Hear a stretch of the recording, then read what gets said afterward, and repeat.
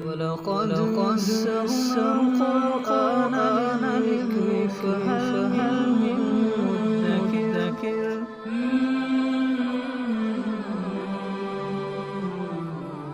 سورہ انعام آیت نمبر 100. اعوذ باللہ من الشیطان الرجیم. بسم اللہ الرحمن الرحیم. وَجَعَلُوا لِلَّهِ شُرَكَاءَ الْجِنَّ وَخَلَقَهُمْ وَخَرَقُوا لَهُ بَنِينَ وَبَنَاتٍ بِغَيْرِ عِلْمٍ سُبْحَانَهُ وَتَعَالَى عَمَّا يَصِفُونَ. بَدِيعُ السَّمَاوَاتِ وَالْأَرْضِ أَنَّىٰ يَكُونُ لَهُ وَلَدٌ وَلَمْ تَكُن لَهُ صَاحِبَةٌ وَخَلَقَ كُلَّ شَيْءٍ وَهُوَ بِكُلِّ شَيْءٍ عَلِيمٌ. سابقہ آیات میں اللہ تعالیٰ کی صفات کا اور اس کے قدرت کے مظاہر کا بیان چل رہا تھا کہ اس نے انگور اور باغات اور کھجور کے درخت پیدا کیے، پھل پیدا کیے، پھول پیدا کیے. تو آگے مشرکین پر رد اللہ تعالیٰ فرما رہے ہیں کہ وَجَعَلُوا لِلَّهِ شُرَكَاءَ الْجِنِّ، کہ ان لوگوں نے جنات کو اللہ کا شریک بنا دیا. وَخَلَقَهُمْ، حالانکہ ان جنات کو تو اللہ تعالیٰ نے ہی پیدا کیا. اچھا، بعض لوگ ادب و احترام کے اندر بھی حدود سے تجاوز کر جاتے ہیں، تو وہ بھی کچھ ایسی چیزیں کہہ ڈالتے ہیں جو اللہ کی شایان شان نہیں ہوتی. مثلا ایک طبقہ یہ کہتا ہے کہ جو اچھی اچھی چیزیں ہیں وہ تو اللہ نے پیدا کی ہیں، جو گندی اور بری چیزیں ہیں وہ شیطان نے پیدا کی ہیں، وہ جنات نے پیدا کی ہیں، ان کے خالق شیاطین ہیں. تو اللہ تعالیٰ ارشاد فرما رہے ہیں کہ یہ کیسے بے وقوفی ہے، حالانکہ جن کو تو یعنی شیطان کو تو خود اللہ نے پیدا کیا. جو منبع ہے ساری برائیوں کا اس کو خود اللہ نے پیدا کیا ہے، اور آگے وہ جو برائیاں پیدا ہو رہی ہیں اس کا خالق تم نے شیطان کو بنا دیا کہ ان برائیوں کی نسبت اللہ تعالیٰ کی طرف نہ ہو جائے کہ جی یہ جو بچھو ہے، یہ جو سانپ ہے، یہ جو فلانا ہے، وہ بری جانور ہیں، بری چیزیں ہیں، یہ سب شیاطین نے پیدا کی ہیں، کہ اللہ کی طرف اس کی نسبت نہ ہو جائے. بھی شیطان خود کو اللہ نے پیدا کیا ہے. تو ایسا نہیں ہے، ہر چیز کو اللہ نے پیدا کیا. ہاں اس کی حکمت ہے پیدا کرنے کی، ایسا نہیں ہے کہ حکمت کے بغیر ہے. تو بہرحال ارشاد فرمائے کہ وَخَلَقَهُمْ، حالانکہ ان شیاطین کو بھی اللہ نے پیدا کیا ہے. وَخَرَقُوا لَهُ بَنِينَ وَبَنَاتٍ بِغَيْرِ عِلْمٍ، اور انہوں نے اللہ کے لیے بیٹے اور بیٹیاں گھڑ لی بغیر علم، بغیر علم کے، بغیر سند کے، بغیر کسی دلیل کے. یعنی ایک طبقہ تھا وہ کہتا تھا کہ جی حضرت عیسیٰ علیہ السلام اللہ کے بیٹے، ایک طبقہ تھا جو کہتا تھا حضرت عزیر علیہ السلام اللہ کے بیٹے، اور مشرکین مکہ وہ کہتے تھے کہ فرشتے اللہ کی بیٹیاں. تو اللہ تعالیٰ نے ارشاد فرمایا کہ یہ انہوں نے گھڑ لی بغیر علم، بغیر علم کے خود سے انہوں نے بنا لیا. اور دوسری جگہوں پر تو اللہ تعالیٰ فرماتے ہیں کہ یہ مشرکین مکہ فرشتوں کو کہتے ہیں کہ اللہ کی بیٹیاں ہیں، اور خود جب ان کو اطلاع ملے کہ تمہارے ہاں بیٹی پیدا ہوئی ہے تو ان کا چہرہ سیاہ ہو جاتا ہے، غصے سے بدل جاتا ہے. تو ایک مخلوق کو وہ مخلوق ہو کر اپنے لیے عیب سمجھتے ہیں، تو خالق کے لیے ثابت کر رہے ہیں جس کا کوئی جوڑ ہی نہیں. بھی وہ خالق ہے، بقیہ سب مخلوق ہیں. تو مخلوق خالق کی اولاد کیسے ہو سکتی ہے؟ کیونکہ یہ تو کنفرم ہے کہ جو اولاد ہوتی ہے وہ انسان کی اپنی جنس میں سے ہوتی ہے. اب اگر کسی کو یہ کہا جائے کہ تمہارے ہاں بڑا خوبصورت کلغی والا، بڑی خوبصورت چونچ والا ایک مرغا پیدا ہوا ہے، تو ظاہری بات ہے اس کے لیے ڈوب مرنے کا مقام.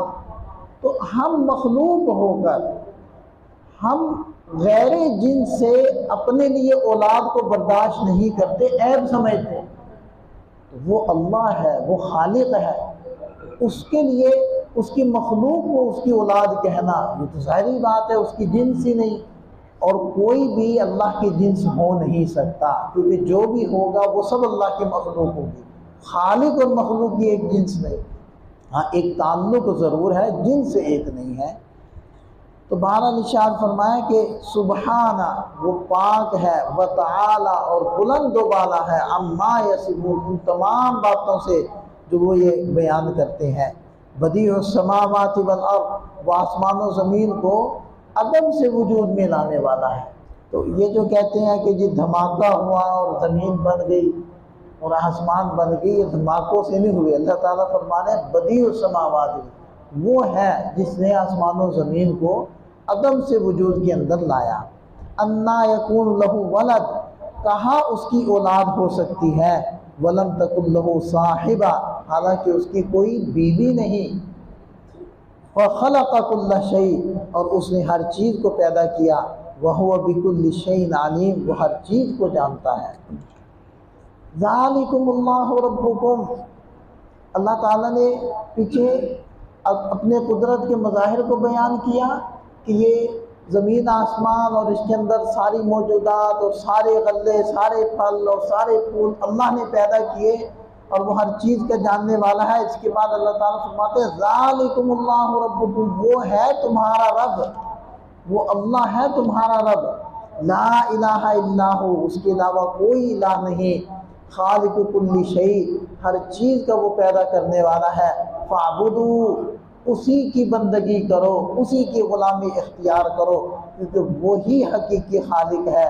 وَهُوَ عَلَىٰ كُلِّ شَيْءٍ وَكِيلٌ ایسا نہیں ہے کہ اس نے چیزوں کو پیدا کر دیا اور چھوڑ دیا اور خود معطل ہو گیا، نہیں بلکہ وہ ہر چیز کا کار ساز ہے، سب کے کام وہی بنا رہا ہے، سب کی نگرانی وہی کر رہا ہے۔